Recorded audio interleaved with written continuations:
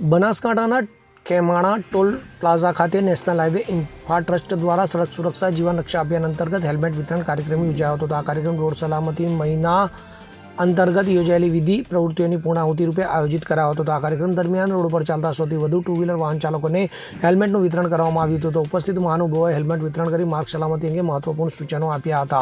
આ પ્રસંગે Palanpur taluka PI HB Dhandhaliya, જિલ્લા RTO VP Patel, RTO Nirmalsinh Parmar, NIHT project manager Shailendrasinh Rajput, toll plaza manager Sunil Shukla, corridor manager Bipin Mewada અને maintenance manager શ્રીજીત Nair સહિતના અધિકારીઓ અને કર્મચારીઓ ઉપસ્થિત રહ્યા હતા. તો આ કાર્યક્રમ દ્વારા માર્ગ સલામતી અંગે લોકોમાં જાગૃતિ વધે અને અકસ્માતોમાં ઘટાડો થાય તેવો સંદેશ આપવામાં આવ્યો હતો. તો ઉપસ્થિત મહાનુભાવોએ એનએચઆઈટી દ્વારા પાલનપુરથી સ્વરૂપગંજ માર્ગ પર કરવામાં આવી રહેલી કામગીરીની પણ પ્રશંસા કરી હતી. Bureau report CN24 news. હવે જુઓ દેશ દુનિયાની તમામ ખબરો તમારી આંગળીના ટેરવે. ઉઠાવો મોબાઈલ અને ગૂગલ પ્લે સ્ટોર પરથી ડાઉનલોડ કરો અમારી CN24 ન્યૂઝ મોબાઈલ એપ.